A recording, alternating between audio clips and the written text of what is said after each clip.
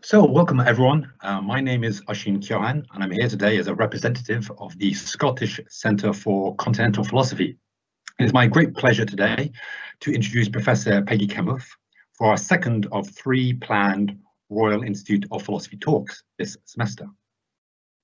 This event is sponsored by them, so I'd like to take a moment to thank them and encourage you to see their other recorded talks, which are all available on YouTube.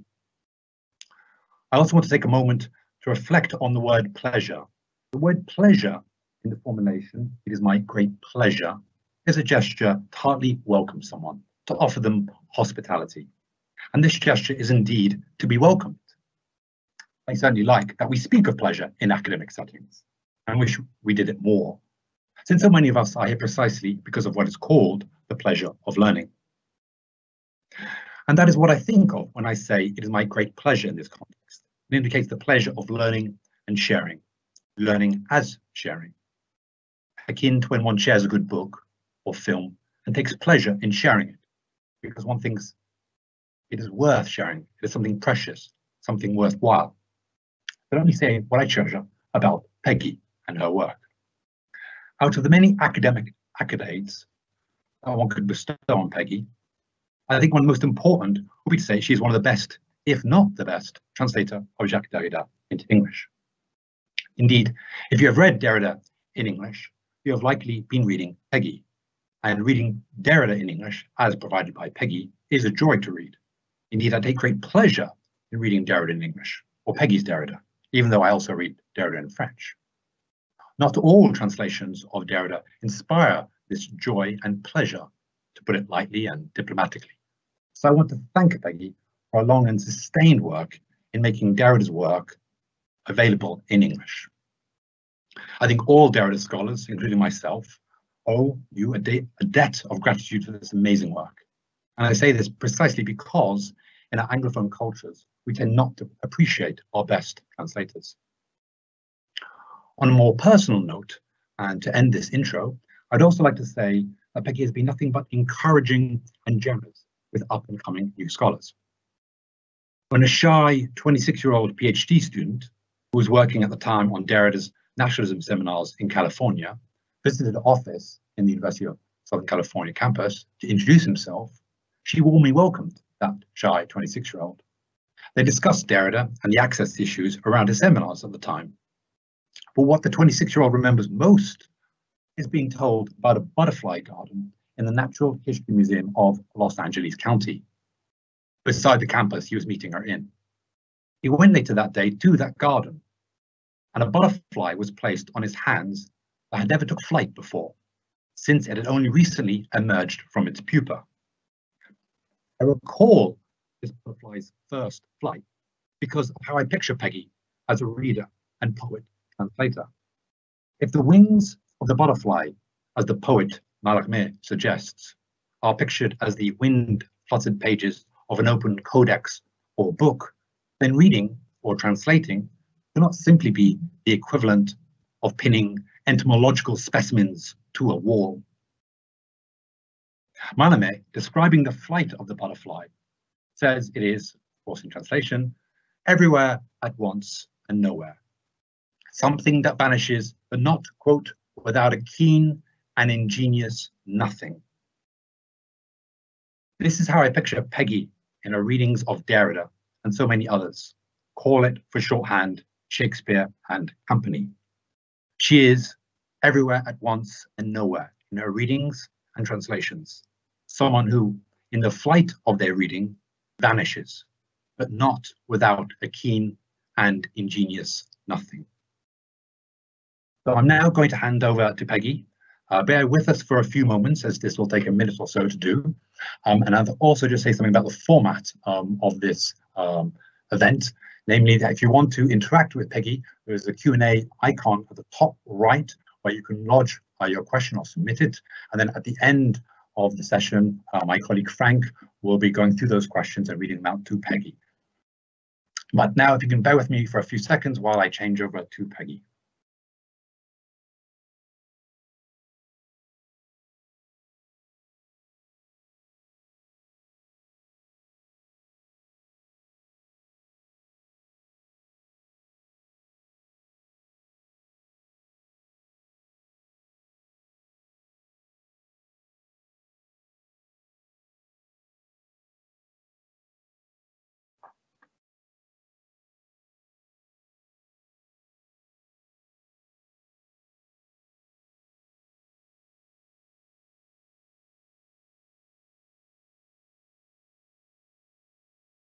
A few technical seconds for me to attach something.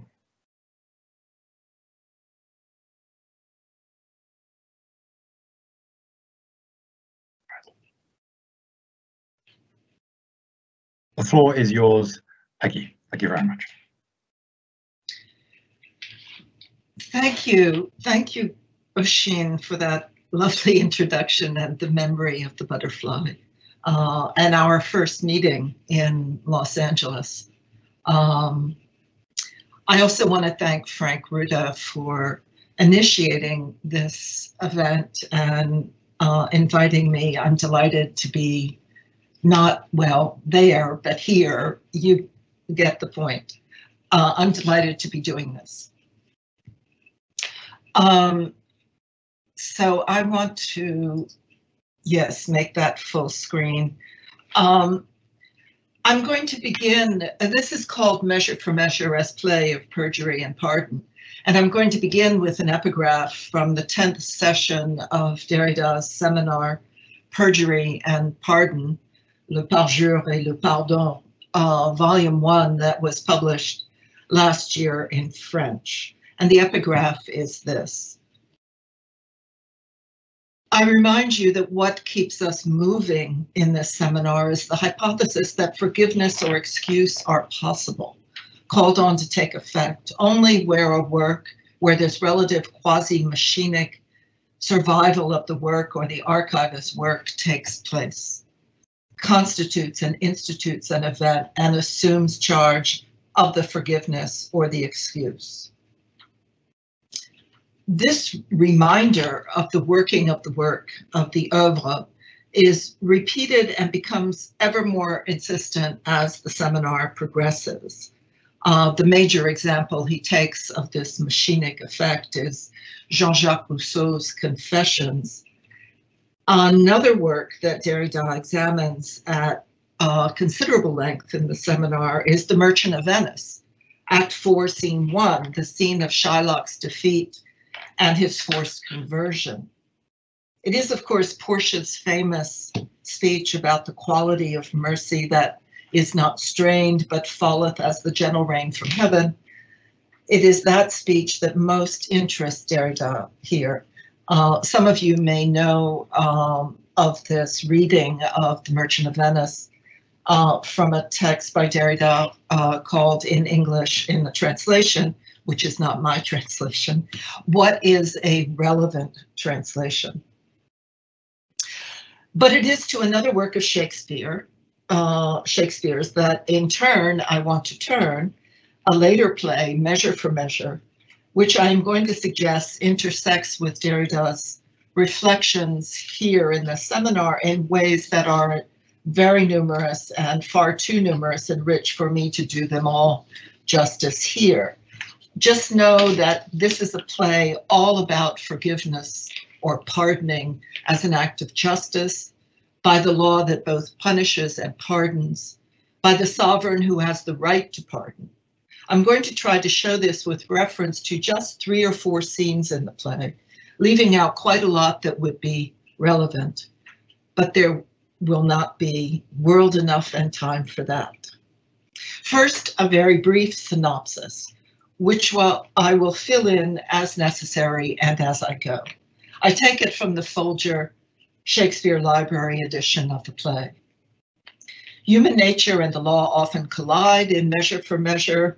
As the play begins, the Duke of Vienna announces he is going away and puts his deputy, Angelo, in charge of the state. Angelo immediately enforces a law prohibiting sex outside of marriage, sentencing Claudio to death for sleeping with Juliet, Claudio's now pregnant fiancée. Claudio's sister, Isabella, a novice nun, appeals to Angelo to save her brother, but the supposedly pure Angelo demands that Isabella sleep with him to save Claudio. To Claudio's dismay, Isabella refuses. The Duke, who has remained in Vienna disguised as a friar, suggests that Angelo's jilted fiancée, Mariana, could take Isabella's place. Although the trick succeeds, Angelo orders Claudio beheaded anyway. The Duke saves Claudio, but he tells Isabella that Claudio is dead. The Duke, resuming his identity, sentences Angelo to wed Mariana and then be put to death. But Mariana and Isabella plead for Angelo's life. Revealing that Claudio is alive, the Duke pardons Angelo and proposes to Isabella. This summary might make it sound like the play is pure comedy, but it certainly is not. It's considered one of Shakespeare's problem plays, precisely because it's neither comedy nor tragedy, and unclear where it falls on that spectrum. This summary also leaves out a number of subplots and minor characters, but it gives you the basic idea. And just to lighten the mood, here's another even more succinct summary of the play. This is by a very interesting cartoonist named Maya Gosling, who is an American Muslim, and she's quite steeped in Shakespeare. So measure for measure in 3 panels. I'll let you enjoy that. Before taking up the first scene, I want to discuss, which is Act 2, Scene 2. I'm going to quote just 2 lines from the preceding scene that are spoken by a character named Aeschylus. Aeschylus is a judge who has been appointed deputy to Angelo by the Duke, as the latter is supposedly taking leave of the city and leaving this strict, cold, and severe Angelo in his sovereign place. In these lines, Aeschylus is responding to his own adjunct, who has just lamented the severity of Claudio's punishment by death as imposed by Angelo. And to this rebuke, Aeschylus replies, as if by way of excuse, with 2 rhyming lines that have the pithy ring of Proverbs. Mercy is not itself that oft looks so. Pardon is still the nurse of second woe. That mercy can be not itself, and that pardon can foster, that is, nurse, not a good but a woe, these are arguments or perhaps excuses for the severity of judgment that does not forgive the offense. But note this figure of nursing a second woe. As we are going to hear Angelo in a moment, when he rebuffs the pleas for mercy for her brother by Isabella, it is his professed concern with future generations that he says motivates him to sanction Claudio's crime of fornication outside of the strict bonds of marriage. Illegitimacy, then, is the second woe that he would prevent, or if not, then sanction. I said this play is all about pardoning and forgiveness, but it is just as much a play about preventing illegitimacy. Its plot is thus obsessively a marriage plot. The concluding scene that pardons everyone, one after another, as we'll see, also marries off no fewer than 4 unmarried women, 3 of whom are no longer virgins, and 2 of whom are pregnant. One of them is a prostitute. There's also a whole subplot about whorehouses, bawds, and prostitution. The play thus gives one a lot to think about concerning the relation between these 2 insistent motifs: pardon and marriage, forgiveness and heterosexual union. So Isabella has been made aware of her brother's condemnation, and at the urging of her brother's friend Lucio, who is a very interesting secondary character, she goes to see Angelo to beg him to show mercy. Their face-to-face is going to take place over 2 scenes in Act 2, which are separated by the scene in which the Duke reappears disguised as a friar and begins all his machinations to save everyone in the end. He's a bit like Prospero, without the magic and without Ariel. In the first of these 2 scenes, there are 2 witnesses to the interview between Angelo and Isabella, Lucio and the provost. The provost is something like a chief of police. In the second scene, Angelo and Isabella are alone, without witnesses. In the first scene, Angelo is intransigent, merciless. Isabella, who is being urged in the sides by Lucio to touch him, entreat him, that is Angelo, and who also warns Isabella against being too cold, but she's a postulate nun, don't forget.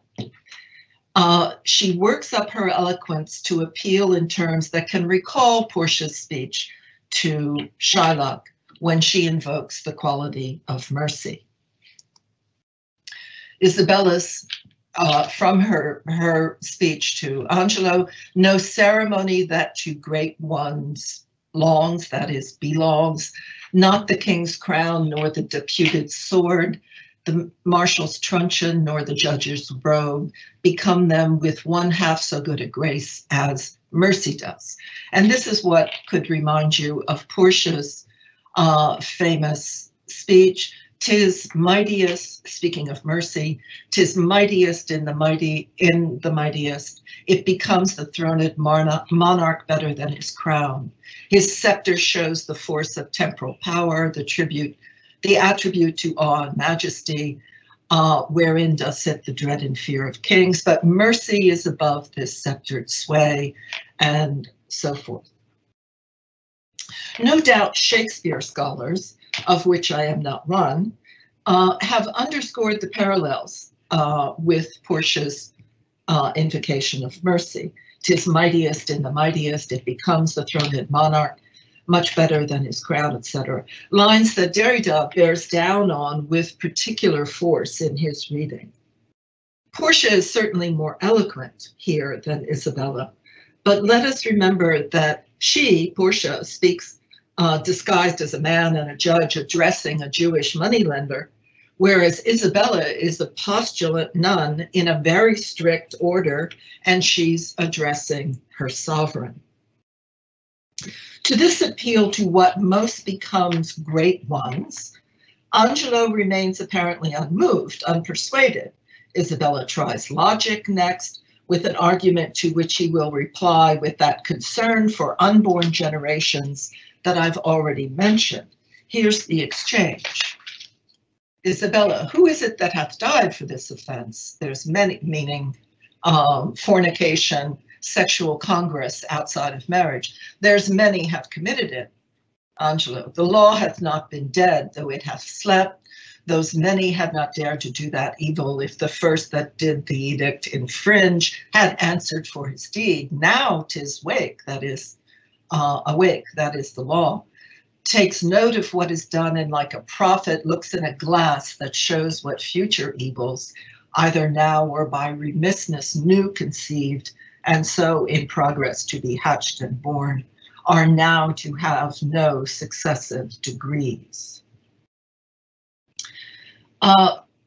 In other words, the law was on the books, but it was not enforced. Angelo touts the deterrent effect of making an example of punishment. But note again the insistent language here of birth and conception, remissness new conceived, hatched and born, these future evils, etc. Also note the insistence of now, twice in the space of the last 3 lines. This provokes a question. Can or should forgiveness take account of anything beyond its performative effect in a hypothetical present that is without past or future? In other words, should it calculate with some future benefit? If I forgive, then I will be receive some benefit in the future, perhaps. Can it be anything but a kind of arrest of successive time, of time as successive, which is here evoked with those successive degrees? Angelo wants to sanction past actions, signify that they are unforgivable in view of a future, always a future, which is in any case purely speculative. And here the image of the glass, that is the mirror, underscores that this is all speculation. So a question that we might ask is, can forgiveness ever speculate, be a speculation in this way? No doubt Derrida would refine this question in numerous ways, which I'm going to set aside here for the moment And we can come back to it if you wish in the Q&A. Well, a last plea from Isabella before she leaves the scene appeals to Angelo's heart, bids him to knock on his own heart and let it confess a natural guiltiness such as is his, that is Claudio's, her brother's. Go to your bosom, knock there, and ask your heart what it doth know that's like my brother's fault. If it confess a natural guiltiness such as is his, let it not sound a thought upon your tongue against my brother's life. Angelo, in an aside, she speaks, and 'tis such sense that my sense breeds with it. What is remarkable is that up until this very moment, Angelo has apparently fully deserved and lived up to his reputation as a man with ice in his veins. In a later scene, Lucio will say of him, they say this Angelo was not made by man and woman after this downright way of creation. It is certain that when he makes water, his urine is congealed ice. Angelo's coldness, Angelo's coldness begins to melt, however, when Isabella appeals to his heart in these lines. When, in other words, she invokes for the first, but far from the last time in the play, the figure of the identification between the judge and the judge, the accuser and the accused. The figure that Derrida repeatedly and insistently underscores is involved in any possible forgiveness. As he writes at one point, commenting on Levinas, the whole process of forgiveness in its most problematic and enigmatic aspects is organized by identification with the other and substitution of one by the other, of one for the other, of the unique one in the place of the other unique one, of the other in itself in place of itself. Well, an aside, after Isabella's last plea to ask your heart what it doth know that's like my brother's fault, Angelo in effect confesses to himself in an aside that he is moved by it. She speaks, and 'tis such sense that my sense breeds with it. These, the last lines of the scene, however, are spoken in monologue when Angelo is alone on stage, and they acknowledge, but only in secret, that he is indeed like other men, or beginning at least to understand them. He says, ever till now when men were fond, I smiled and wondered how. She speaks, and 'tis such sense that my sense breeds with it. This verb breeds, with its sexual innuendo, tips us over into the second scene between the two characters and antagonists, where they will act out a classic quid pro quo exchange of sexual favors for the desired pardon of Claudio. I wish I could read the whole scene with you. It belongs, I'll tell you at least, it belongs in all training manuals on sexual harassment.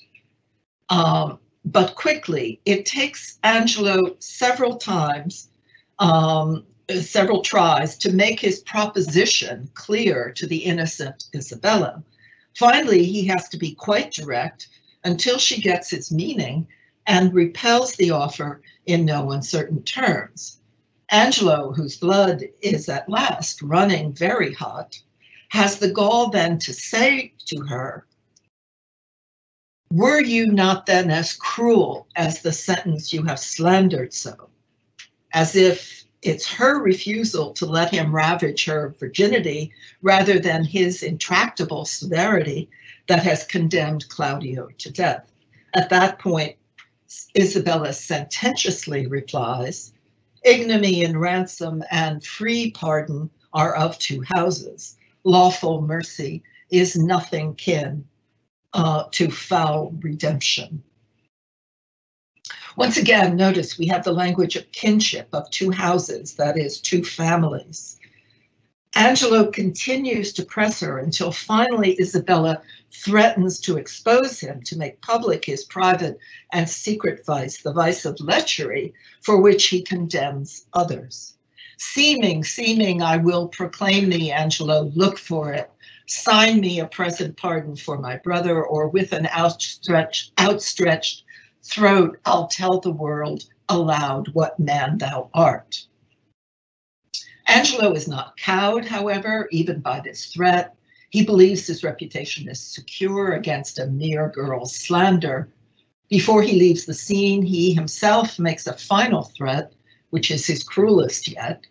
If she does not yield to him, then he will have her brother tortured before he is executed, and his lingering sufferance will be by her unkindness.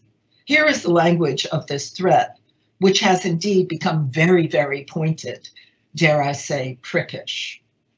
Fit thy consent to my sharp appetite, lay by all nicety and prolixious blushes that banish what they sue for. Redeem thy brother by yielding up thy body to my will, or else he must not only die the death, but thy unkindness shall his death draw out to lingering sufferance. Answer me tomorrow. I'm now going to jump over a few scenes, complications, plot twists, etc., in which the Duke, disguised still as a friar, has arranged for Angelo's spurned fiancée, Mariana, to take Isabella's place in disguise at a sexual rendezvous with Angelo, and thus secure Claudio's pardon. In commentaries of the play, this is called the bed trick. But here is one of the places we see another connection to Merchant of Venice for anyone that may interest other than me, because Mariana was Angelo's fiancée. He broke off their engagement when her dowry went down with the ship. And if you know the plot of Merchant of Venice, that's where everything kind of starts to go bad for the protagonist. Anyway, the bed trick. So the scene now shifts to the prison after this offstage rendezvous between the bed trick has taken place between Angelo and Mariana, Angelo believing he is having sex with Isabella. The Duke, qua friar, is waiting for word to be sent that Claudio is pardoned by the grace of Angelo, now that the latter at least thinks he's gotten what he's bargained for, that is Isabella's virginity, not realizing it was in fact Mariana's that he took. And I want to quote this scene at the prison because it relates to Derrida's concern in the seminar with the death penalty as the occasion, or not, of pardon in that judicial sovereign sense. So it's that tense moment in or just outside the death chamber, waiting for word to come from the governor, the president, the prince, the sovereign as to a pardon or not. And in the US, alas, this scene remains an all too frequent possibility. The friar Duke believes it's a done deal, a fait accompli, and thus that word will be sent any moment to spare Claudio's life. Nevertheless, there's a lot of tension, anticipation. It's past midnight. The order to execute Claudio the next morning is to execute Claudio the next morning. Why does the countermanding order not arrive? There comes then an insistent knocking at the door, and one can think of that knock that Isabella bids Angelo to give his heart, to sound his compassion with the guilty. But it takes time before a long time before an underling answers it. And during that time, the Duke has the following exchange with the provost. Oh, I meant to show you this just as a little comic relief here. I want you to do us a favor, though. A line that will live in infamy in American presidential history. So in the scene in the prison, as they're waiting for the messenger to come, the Duke, have you no countermand for Claudio yet, but he must die tomorrow? None, sir, none. As near the dawning, provost, as it is, you shall hear more ere morning. Happily you something know, yet I believe there comes no counterman. No such example have we. Besides, upon the very siege of justice, Lord Angelo hath to the public ear professed the contrary. He has professed, that is, the contrary of pardon or forgiveness. And this sounds very much like the one whom Derrida in his seminar insists on calling Bush Jr., that is George W. Bush, who as governor of Texas, which he was at the time of the seminar from the late 90s, who as governor of Texas promised his electorate he would not exercise his right of pardon, and who presided over the execution, among many others, of a certain Carla Faye Tucker in February 1998 when Derrida was giving this seminar in Paris. In fact, this Bush held and still holds a grim record, 152 executions in Texas while he was governor, and not a single pardon. Like Bush Jr., Angelo, to the public ear, professes the contrary of mercy, the very act that draws indignation from Derrida. For such a public profession and promise short circuits, so to speak, the very possibility of identification with the other, the guilty one, the other fornicator who is Claudio for Angelo, Carla Faye Tucker, for example, and more than 150 others for Bush Jr. That is, it closes down the very possibility of pardon out of compassion. As Derrida remarks, Bush Jr. refuses clemency by claiming that at the moment he was elected, he promised, he made a commitment to his voters never to use his right to pardon, which is in contradiction to the very idea of the right to pardon. One should not be able to commit before one's electorate never to use one's right to pardon. What happens in a democracy when things come to that? Meanwhile, back at the prison in Measure for Measure, a messenger does finally enter and gives the provost a piece of paper. While the latter is reading this message, the Duke, Friar, confident that his scheme, the bed trick, has worked out, is no less confident that he knows what the message contains. And in an aside, he says, "This is his pardon purchased by such sin for which the pardoner himself is in. Hence hath offense his quick celerity when it is born in high authority. When vice makes mercy, mercy so extended that for the false love is the offender friended."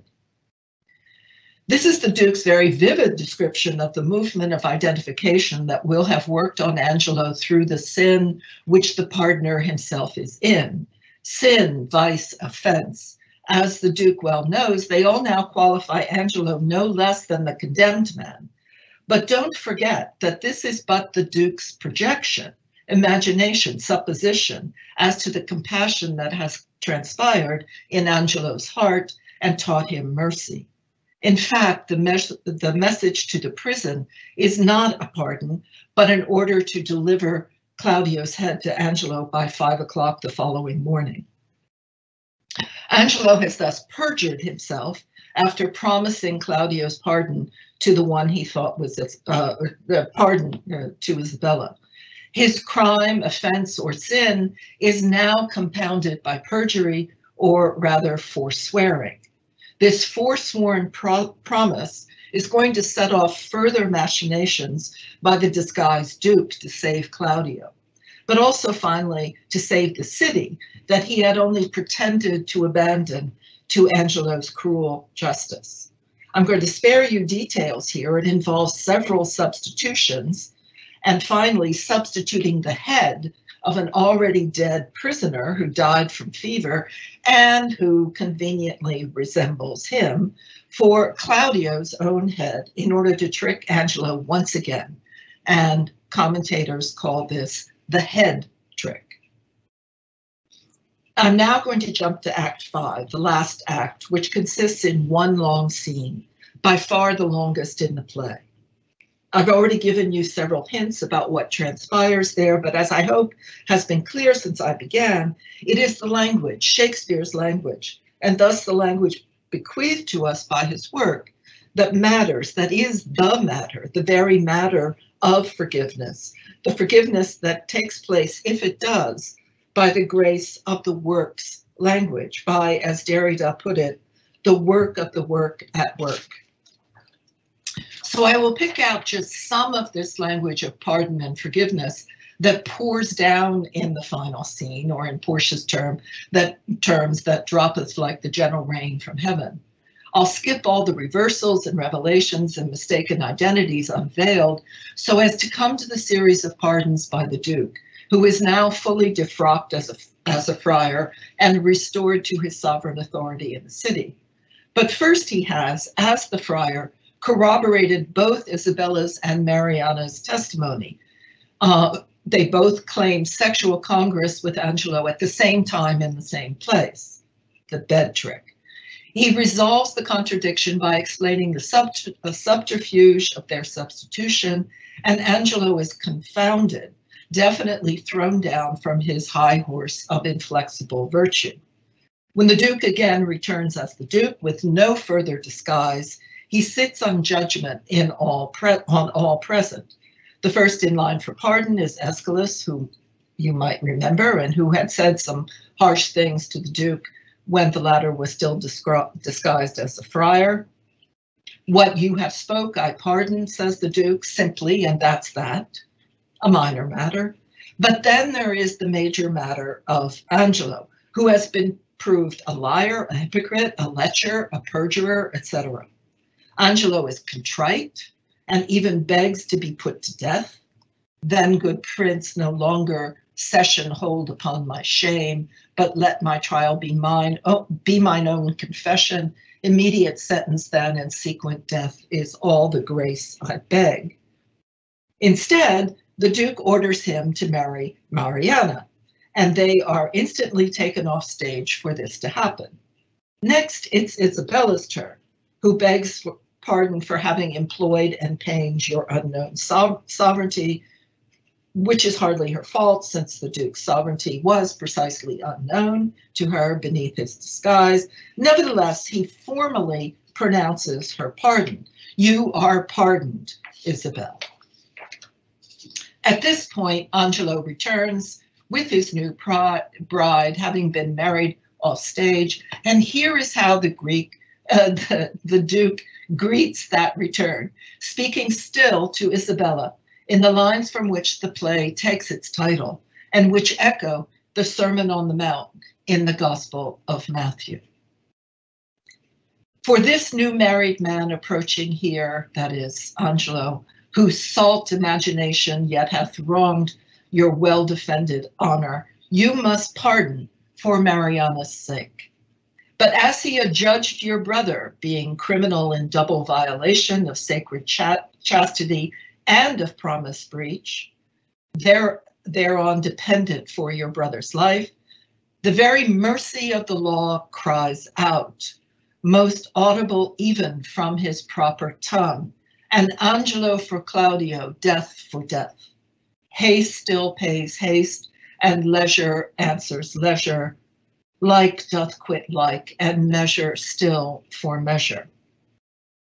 So for his salt imagination, that is his lecherous thoughts, you must pardon him, Isabella, for Mariana's sake. But Angelo's is a double violation, not just of sacred chastity, but a promise breach. And for that, the very mercy of the law cries out. And Angelo for Claudio, death for death, eye for eye, measure for measure. Accordingly, in the next lines, the Duke is going to sentence Angelo to death. Now, it's essential to know that Isabella still believes her brother has been executed. She was not in on the head trick. The Duke has carefully neglected to let her in on the subterfuge of her brother's faked death, which is quite a refined form of cruelty when you think about it. But leave that aside for the moment. So the Duke has, in effect here, set up a test of Isabella's mercy. What is she going to do, faced with the possibility of revenge against her brother's murderer?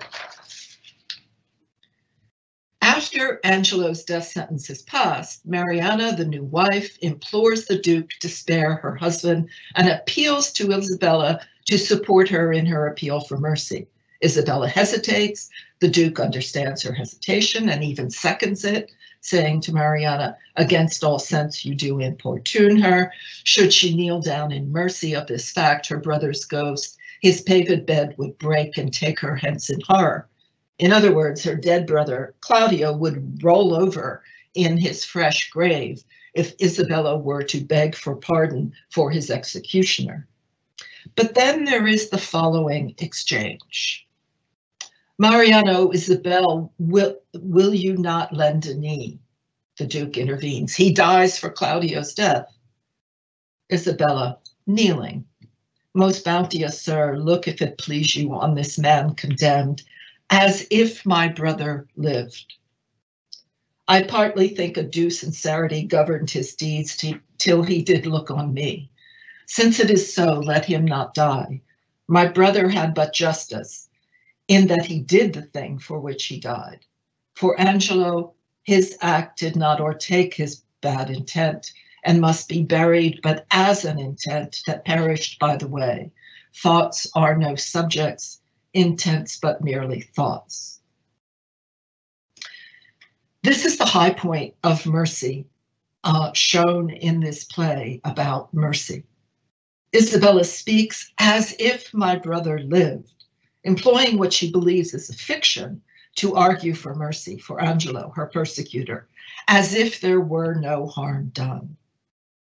After all, Angelo never consummated his bad intent, not with her in any case, and the act he consummated with Mariana merely consecrated the promise of marriage he had made to her years before and reneged on.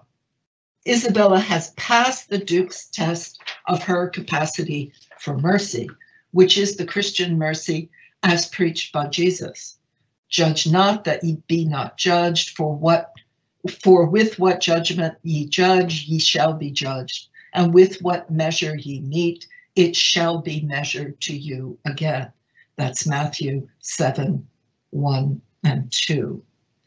But what are we to think of this mercy, this pardon that gives Angelo a pass?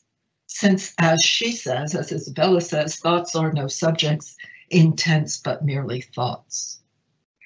I have to break off here, even though there are several more pardons for various minor offenders. The provost, another prisoner, a chronic drunkard who only escaped being executed in place of Claudio because he was too drunk, and Lucio, who had grossly slandered the Duke to his face when the latter was disguised as the friar.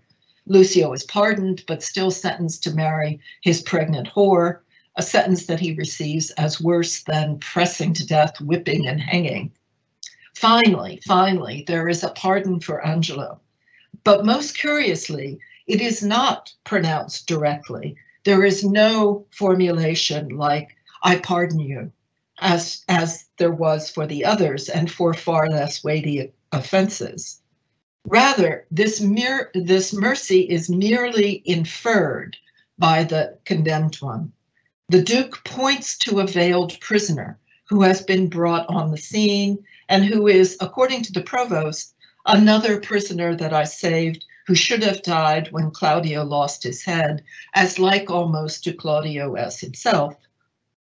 When the prisoner's hood is removed, it is, of course, Claudio himself, whereupon the Duke turns to Isabella and says, "If he be like your brother, for his sake is he pardoned.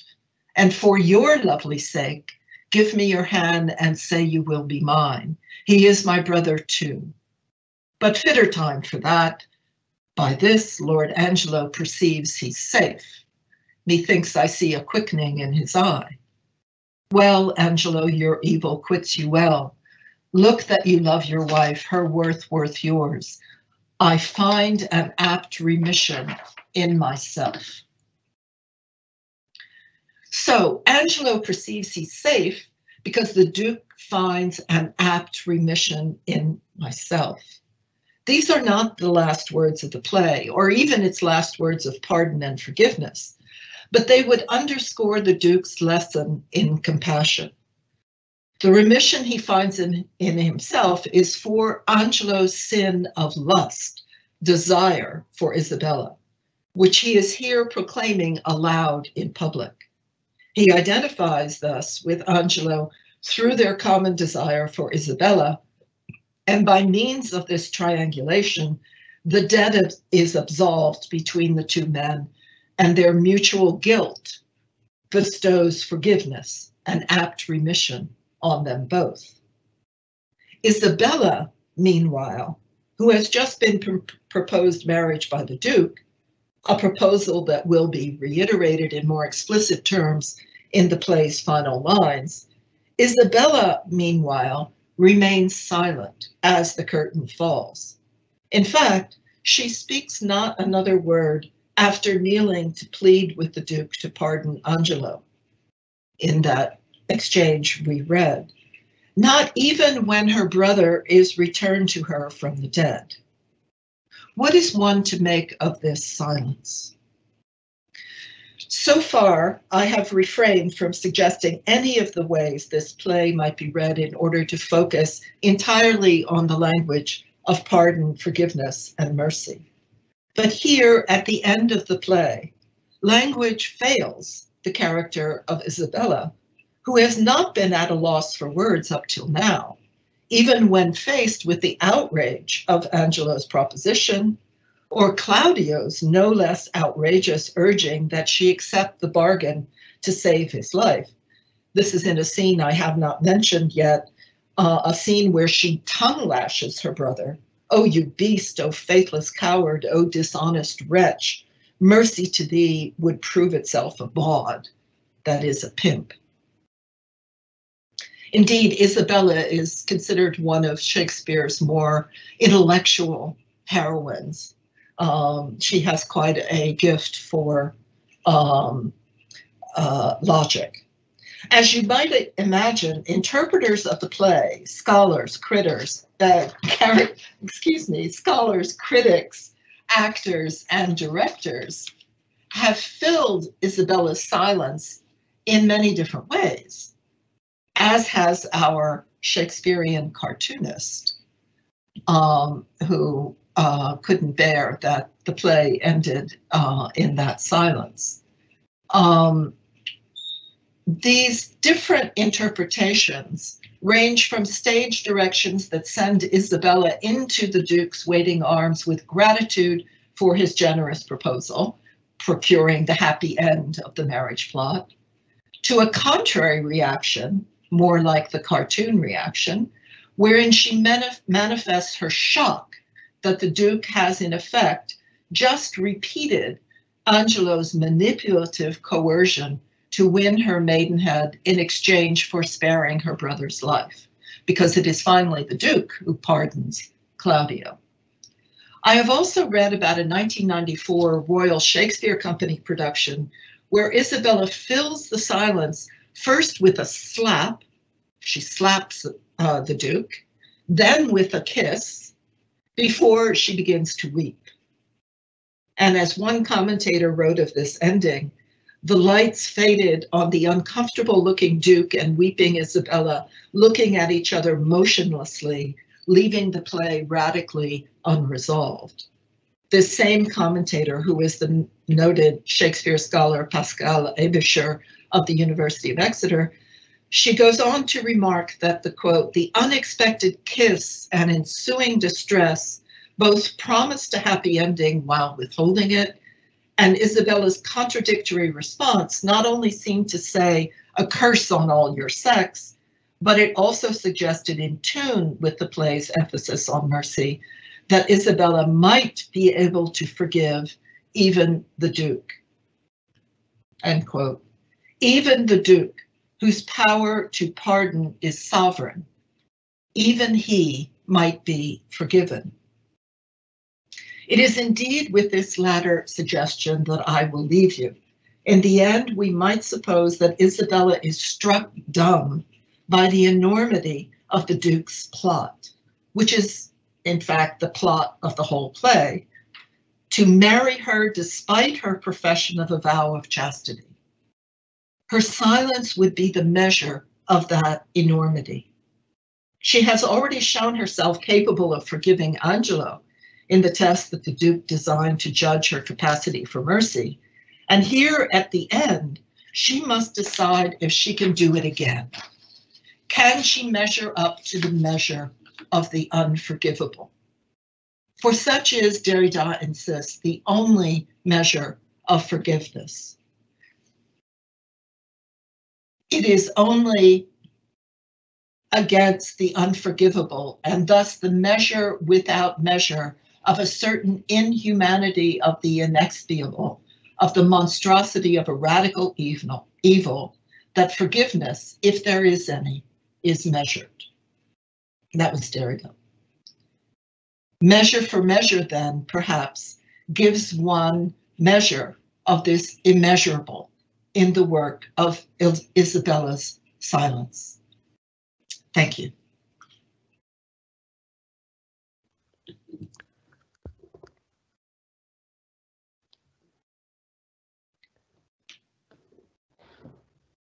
Just a second. Well, thank you very much, Peggy. My name is Frank Ruda. I will be moderating the Q&A, and just very quickly, first of all, thank you very much for this fascinating reading of Measure by Measure along the lines of Derrida's seminar. I'm gonna raise one first question in a second. I just wanted to suggest the following. For each of you who entered this meeting through the link that was sent around, so for each of you who cannot automatically, not automatically, but who cannot switch on their own cameras and microphones, you can type your question in the chat box that you should see on the top right. For everyone else, you can basically just indicate that you want to raise a question or type it in the chat, whatever is your preference, and I'm going to either read the question out loud, or that's the other option. I'm just going to hand you the word and you can articulate it yourself. You don't have to turn on your camera if you didn't anticipate that, or your hairstyle is not ideal at that hour. So to get us started, this was truly fascinating, and I'm still, let's say, ruminating bits of it, but and especially the ends, and maybe I'll be able to say more about this in a bit, but I would like to raise a question with regard to a comment you made in passing, namely about the almost frivolous act of Bush Jr. to say in advance that he will not use his right to pardon anyone.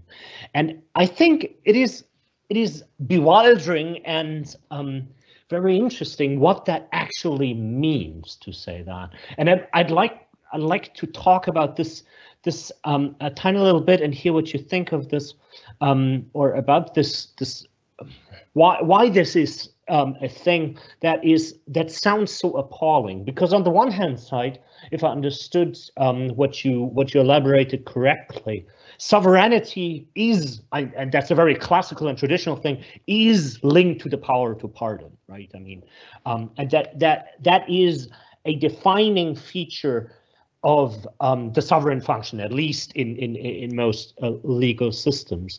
Now, in advance and almost in a principled manner, posit that one will not use the right that makes the sovereign means to, in advance, do something that resists undoing something else, if I understand correctly, right? I mean, the pardon is a type of what Freud would have called ungeschehen machen, a undoing of something that happened. And if one refuses this, it is like almost it is like a sovereignty, like a sovereign function castrating itself of what makes it sovereign, right? So this is, and because afterwards what we get is almost only a strange automatism of the law itself, of the legal system itself, whose function, if I understand correctly, relies on the sovereign function. And hence we get a very perverted functioning legal system if we don't have the right to stop the legal system and to pardon. Is that, I mean, am I interpreting you correctly? Sorry, I'm going to put you on the screen again. This is almost a bit, and now I shut up. Sorry, thank you. No, I think you've understood exactly. I mean, I should specify that Bush made that said that as a promise during an electoral campaign.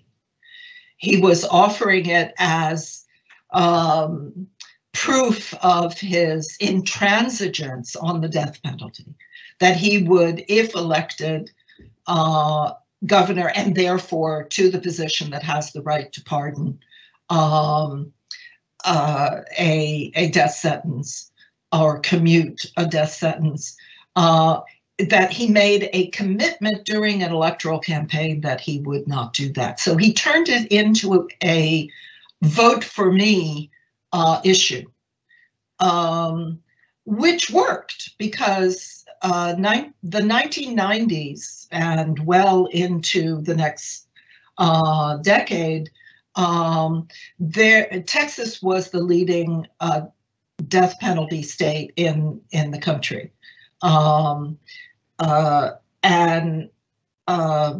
so there was a rabid demand for executions, and indeed 1998, as I discovered when I was working on my book on the death penalty, which is largely on the American death penalty, was the year in which there were the greatest number of executions in this country, 1998, 1999. And that is precisely the year we're talking about. And it was the next year that Derrida began to give his death penalty seminar, which he also delivered in the US here in California. But already in the preceding seminar, which is the one I'm talking about, Perjury and Pardon, he was very, and precisely because it is at that juncture of the two questions of death penalty and pardon. They can't be separated. But yes, I think you understood exactly. I mean, I should say that George W. Bush was not exactly a great thinker. And I'm sure he didn't work out the kind of consequences that he was implying by just giving up his sovereign right. Yeah. Yeah, thank you. So we have two more questions right now. So the first one is from Mark Robson. Mark, do you want to come in? I think you can unmute yourself. Yeah, wonderful. Yeah, okay, I think so. This is working. Thank you, Peggy, first of all. As splendid as ever. I've got a slightly layered question because partly what you were talking about at the beginning was this question of identification.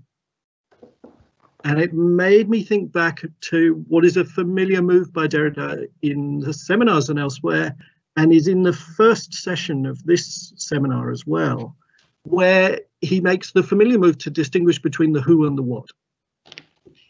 So are we forgiving the offence, or are we forgiving the person who makes the offence? Mm-hmm. And that, of course, is layered in this play through all of the questions around identification that come through the disguise of the Duke, the bed trick, the head trick, all of these questions around strangeness, and the use of the word strange, which Isabella and Claudio often end up debating when they're trying to persuade each other. But what seems to underpin a lot of this question of identification comes back as well to what you were saying about the future and the different forms of the future. So on the one hand, we have this question of the death penalty as a sentence which has been passed, but we don't know at which point it will take place. Layered over someone like Claudio, where he has his great speech about precisely death being to go we know not where, etc., etc. You know, so it's death as the great unknown and the unpredictable future, as opposed to the predictability of the death penalty. And so I'm wondering whether there's a way in which these things are layered together so that we think about the confusion of the who and the what as also a confusion about these two notions of future, which are always at work in late Derrida through the futur avenir distinction. Thank you, Mark. That gives me something to think about. I mean, I have not, as you noticed, did not take up that distinction of the who and the what, the does one forgive the sinner or the sin, to put it in those terms. And that's a very interesting way to think about it in terms of a different relation to the future. I mean, I really, yeah, I said we could come back to this in the Q&A, and so you've brought it, here we are back at this question. If you seem to have read the seminar, and so you know that that this question of a future in relation to pardon, I think it's very, that's why I sort of hesitated there,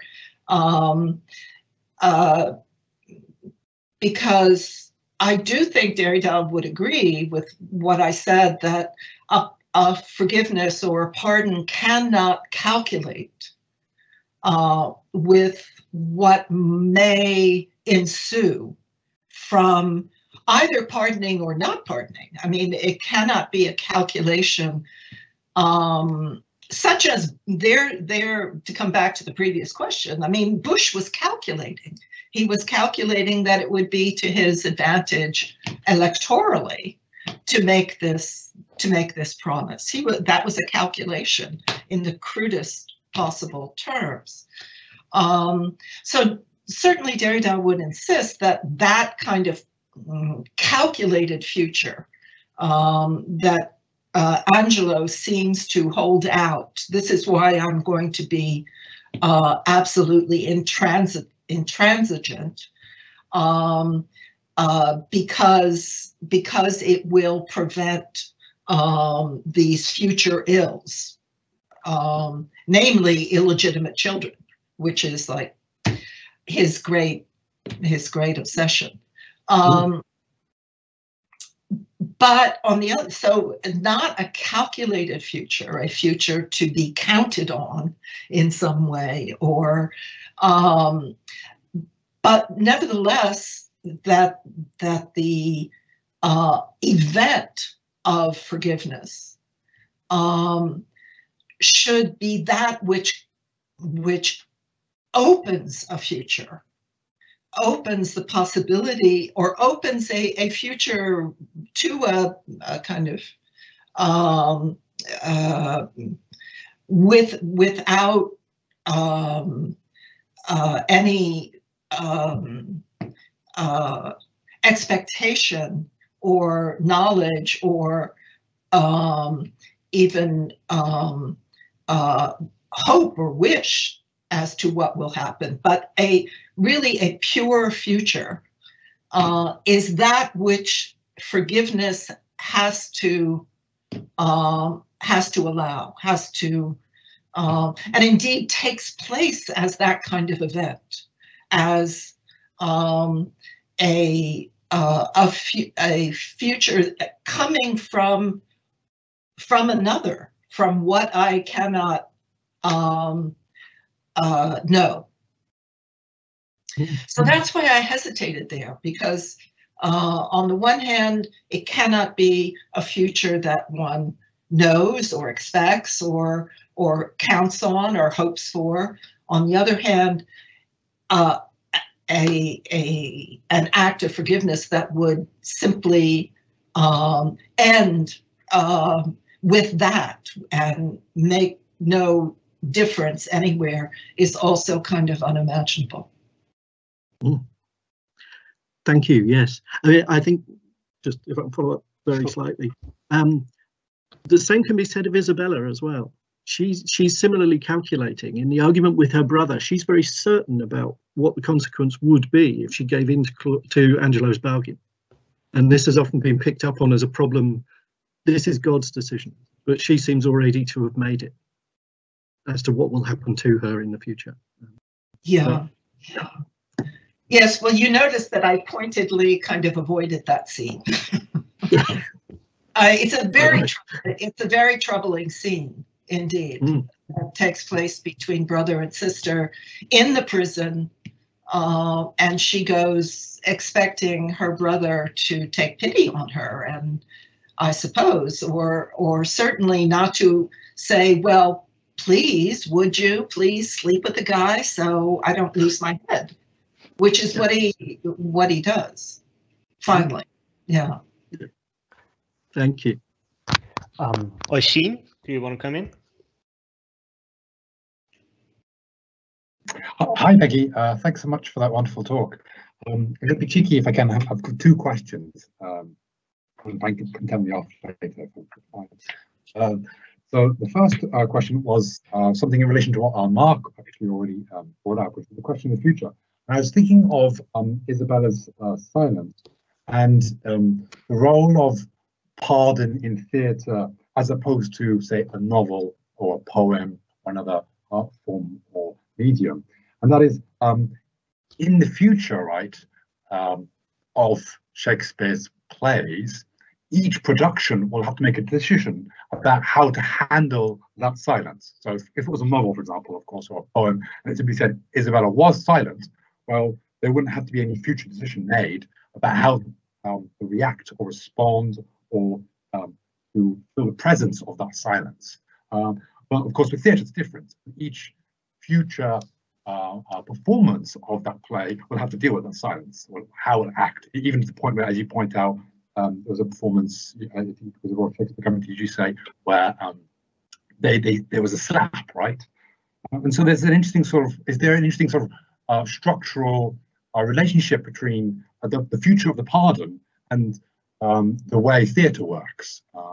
And I'm thinking about like why, for example, Derrida in the second series of the Perjury and Forgiveness seminars turns to this theatrical language, right? Because it really explodes in the second year where he starts using all these theatrical metaphors. Yeah. Second question was, I was just thinking about, if I've understood you rightly, because I have seen the play, it was like 11, 12 years ago, something like that. I was thinking, okay, so Portia and the Duke are sort of analogous in some sense, when we're comparing measure for measure with Merchant of Venice, and then it's Sherlock and Isabella. And my question to you is, how analogous do you think they are?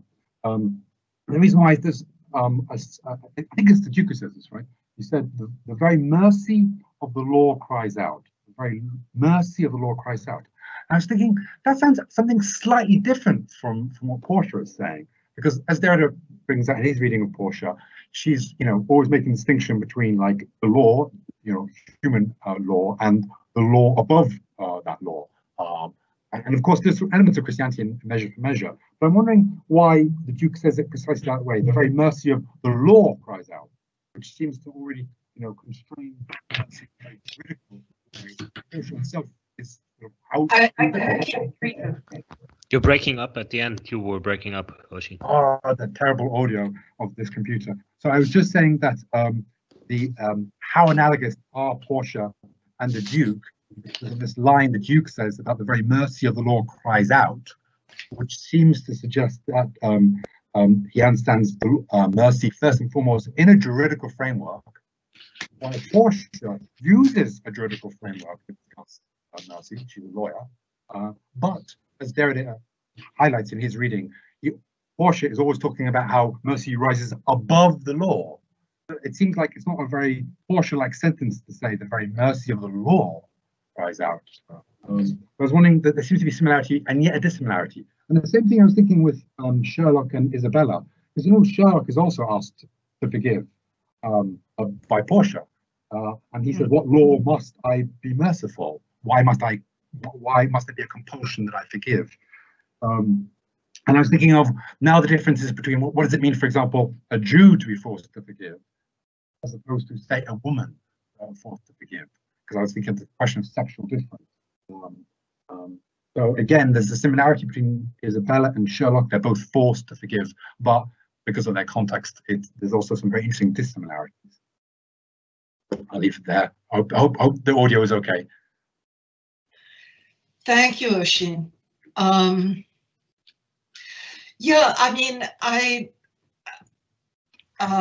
may have gone a little bit too quickly and too far in mentioning these parallels between the two plays. I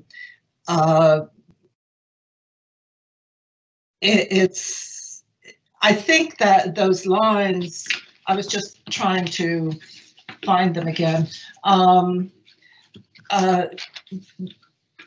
where the two speeches I compared between Portia and Isabella,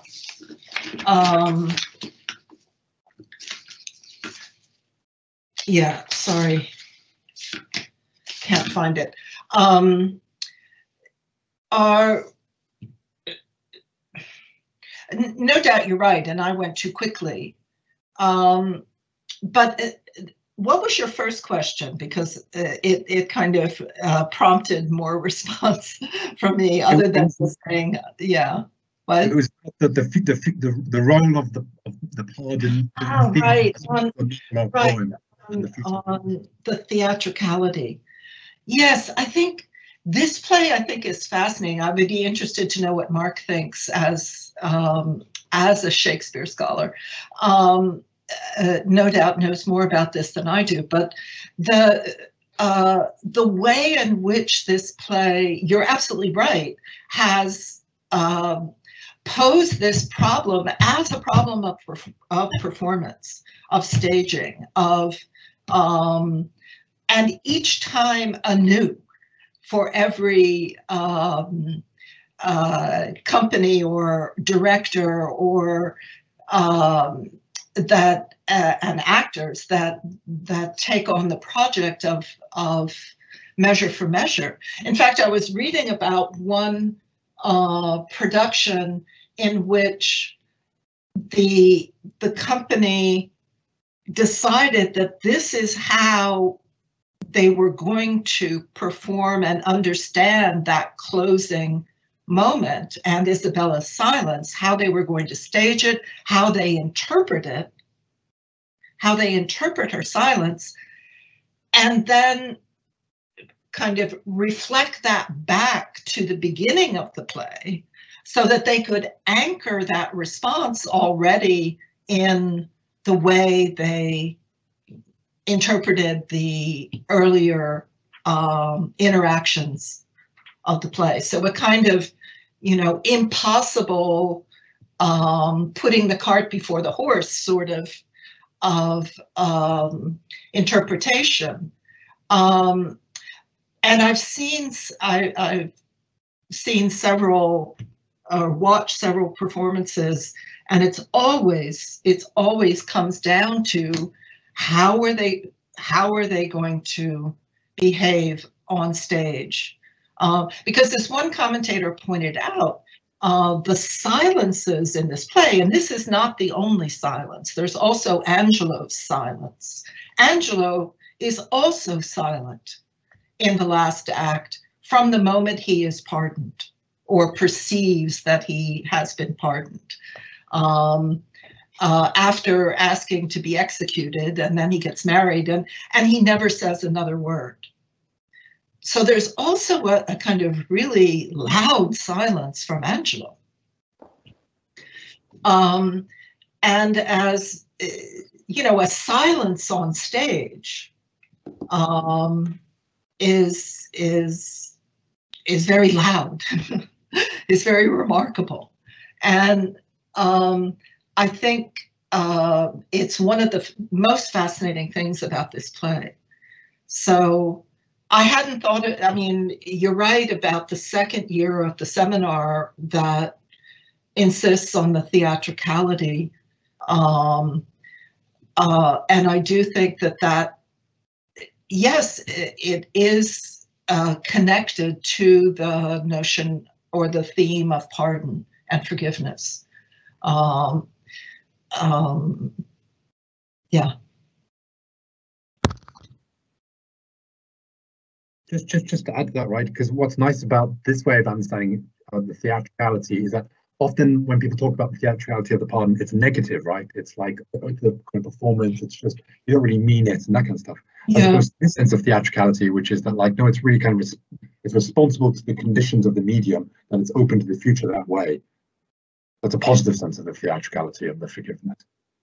I mean, and what I was trying to say at the end of my talk is that this is where this is what Shakespeare has bequeathed, is this silence.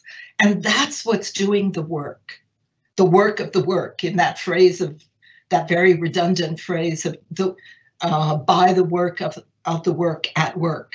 And it's this hiatus that Shakespeare leaves there, and you know the textual evidence, to the extent that there is much textual evidence with Shakespeare, and leaves scholars pretty certain that this was, I mean, they're not going to say, you know, Shakespeare, this was a mistake. Shakespeare forgot to give Isabella another line, or, I mean, that this was some kind of intention, an intention to have, I mean, maybe precisely to leave that problem to all the future productions of his play, to the extent that he thought that there would ever be future productions of his work. Yeah. Thank you, Peggy.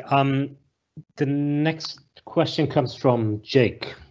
Do you want to come in? Yeah, hi. Thank you very much for that lecture, just to take the opportunity to say that again. It seemed to me in this reading of the play that there was, and maybe it's highlighted, I think, in the ambiguity of the ending and those adaptations you were talking about, where the Duke is sort of slapped after his proposal, that there's no direct link between pardon and resolution. I maybe wanted to get your thoughts on whether or not the sort of dissonance between pardon and resolution in this play tells us something, or is a symptom of some other process.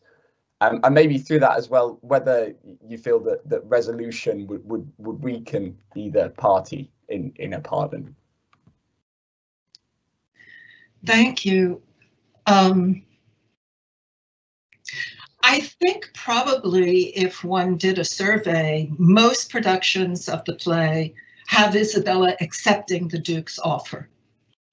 I mean, he says, after all, take my hand. And that's a kind of almost a stage direction, right? And so the actress will take his hand or embrace him or show in some fashion or another that she accepts the proposal and is gratified, right? But certainly there's nothing in black and white that indicates that that's what happens or should happen or must happen. And your question, though, goes to what is left open. If one can read it the way I do, that the hesitation or the silence or the pause is Isabella, we can think Isabella asking herself, can I pardon this man? Should I, must I pardon this man, forgive this man?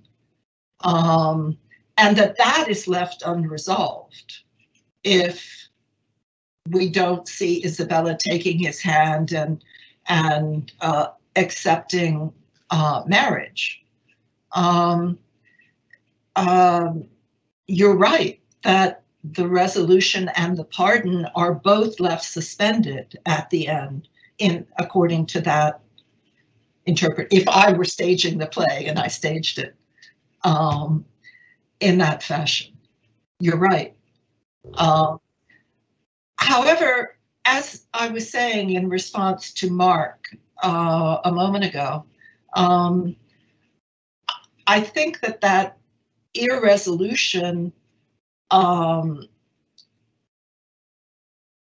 cannot be attributed to the act of forgiveness or pardoning itself. I think, as I was saying to Mark, that if we're following Derrida's thinking of forgiveness, it's a connection to a future which is unknown, which cannot be foreseen or counted on in some way, and yet it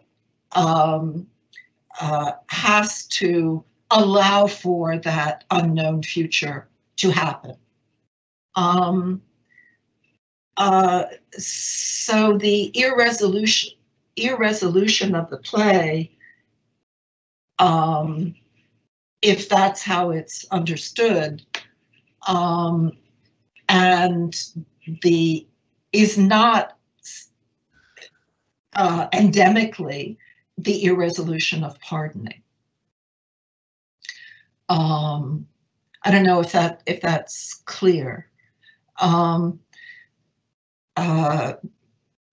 Does Isabella pardon the Duke? Well, that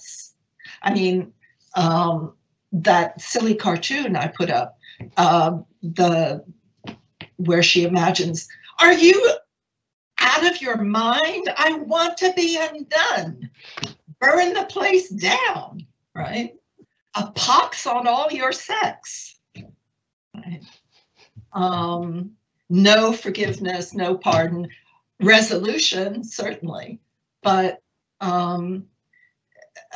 if we imagine Isabella, and there have been that Royal Shakespeare Company performance in, I think it was 1994, the description is precisely everything is left unresolved. The end. Forgiveness and the action of the plot itself. Thank you, Jake. Thank you, Thanks, Peggy. We have another. I think you're getting a version of the same question once more from Thomas, who put it in the chat. I'm going to read it out loud because I assume he would have come on. I mean, you still can, Thomas, if you want to come on, but want to come in on this. But otherwise, I'm going to start reading it. So Thomas writes, with what you've said about the event of forgiveness that promises a pure future as an openness to the immeasurable aspect of forgiveness, would it be possible to say that Isabella's awareness of this point was the reason why she remained silent at the end? I mean, so you're getting, I think, so was she aware of this? Does Derrida talk about her silence? Does he talk about the immeasurable aspect of forgiveness in relation to Isabella directly? I think of the fact, this is Thomas still speaking, I think of the fact that any appeal back to the righteousness of justice in response to the injustice that has happened to Isabella would only negate the immeasurable aspect of forgiveness that allows the situation to be final or complete. So if Isabella didn't remain silent, she would then have to call for a conviction of not only the Duke, but also of Claudio and Angelo. Thank you for the question. First of all, Derrida does not talk about this play. His reading is of The Merchant of Venice, and really only that exchange in Act 4 in The Merchant of Venice, the famous scene, the judgment scene and the forgiveness scene. And so I was drawing some parallels, valid or not, with Merchant of Venice, but not suggesting that I know how Derrida would have read this play, or in particular, The Silence of Isabella. And yeah, so remind me what that was. So was her silent, I mean, to reformulate the question, if I understand correctly, was her silent conscious, right? I mean, is that an implicit, does that imply a kind of judgment, a suspension of judgment that is in a certain sense, if I'm reformulating Thomas freely, that is in a certain sense what forgiveness is, because forgiveness cannot simply be an application of just like a legal process or operation, but it must do something to the very functioning of the law itself. So was her silence the only appropriate way of forgiving? Well, you see, you can certainly read it that way. That's comes close to how I am reading it. But this is the fascinating thing about this play, is that readers, spectators, actors, performers, directors, all have to be drawn into that silence, and project into it, project their own understandings, desires, interpretations, and indeed the play in a very insidious way works on, and I didn't underscore this because I couldn't talk about everything, but in a very insidious way turns on the spectator, reader, or actor, performer, identifying with Angelo's lust for Isabella in a way that is, as I say, quite insidious or quite disturbing. The fact that she is a woman who, and you saw in one of the slides I showed you how she is, or in two very different productions from two very different times, is dressed as a nun, right? And this, the appeal of the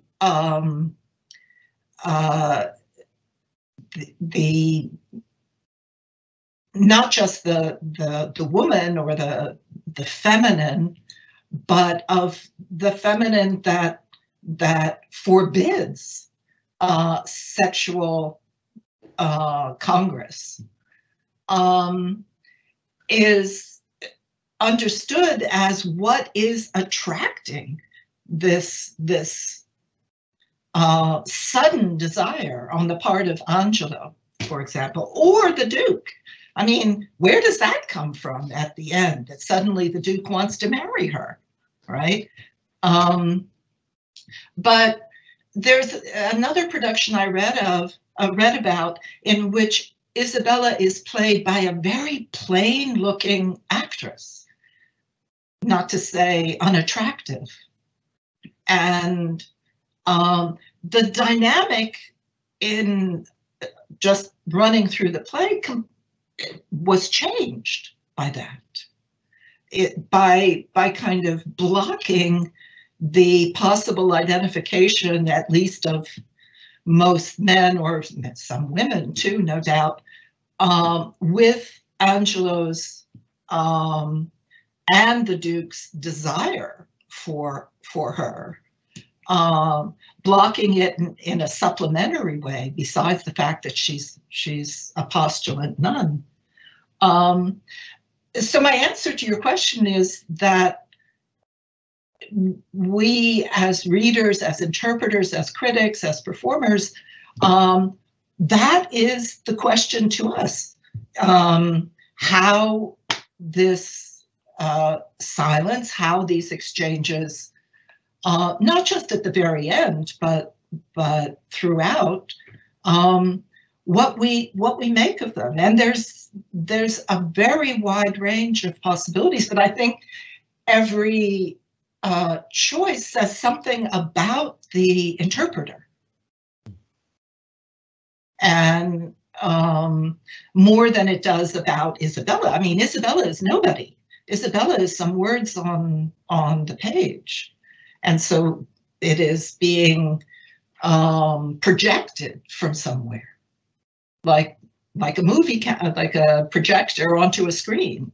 But we are the projectors. Mm-hmm. Yes, well, thank you. That was, I think, a very convincing and fabulous reading. Do we have any more and final questions? I'm gonna give people. There's one by Rebecca. She's put it in the. She hasn't put the question. She's just said she wants to ask a question. Oh yeah. Okay. Sorry, it doesn't scroll down automatically. My mistake. My bad. Sorry. So Rebecca, yes, please come on. Yeah, no problem. I hope the connection's all right.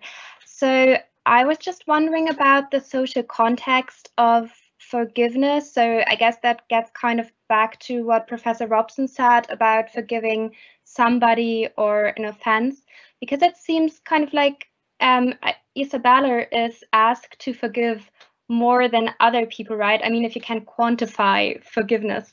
But so I guess I'm just kind of wondering if social status prompts or expects forgiveness in the play, especially if we consider that the Duke Duke asks her to forgive him in the end, and when we look at the difference in social status of the characters asking for forgiveness.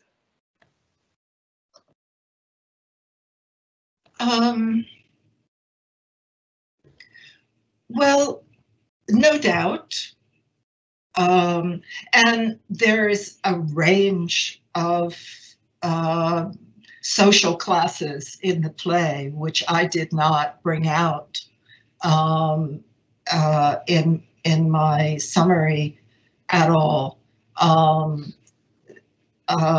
There are a number of secondary characters, if they can be called that, who are bawds, that is, pimps, prostitutes. The idea is that the city is kind of drowning in promiscuity, and it's through the Duke's laxness that this has been allowed to propagate to such an extent. And it's all around sexual misbehavior, quote unquote. So no doubt your intuition is correct that and the only characters who forgive are the Duke and Isabella.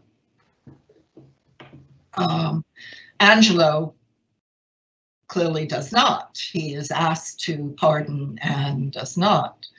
But the only characters who explicitly forgive or ask to forgive, because Isabella asked the Duke to forgive Angelo despite everything, as if my brother still lived, she says. Forgive him as if my brother still lived. And you know, we don't know much about Isabella's social status, but no doubt she is of the kind of, since the Duke sees her as a suitable wife, no doubt she's of his social class. We are to understand that, but none of that is in any way patent in the play. So no doubt you're right, but it's not. It doesn't seem to be a major vector or valence of the dynamic of forgiveness. Great, thank you. Well, thank you, Peggy. I think this was the last question that we have. Yes, Sheen agrees with that. So the one thing that remains for me to say is a gigantic and massive thank you to everyone who was here, and especially to Peggy. This was absolutely fabulous and fascinating reading and lecture, and we were so happy to have you kind of in Dundee, where and I wish I were. I wish I were. Yes. Yes. And that was absolutely fabulous. Thank you so much for doing this. Thank you everyone for joining. Well, wherever everyone is, I wish the most of you a wonderful evening, you a wonderful day, Peggy. And do you want to say anything, Oisin, as final words? No, he doesn't. That's great. So thank you, everyone. Take care. Thank you, Peggy, again. My pleasure to come back to Oisin's opening about pleasure. My pleasure, and thank you again for the invitation. It was fun. It was fun doing this despite the circumstances, and I hope one day to meet you again in person. Yes, this hope is absolutely shared. Okay, thank you all, and goodbye. Goodbye. Bye-bye. Bye, Mark.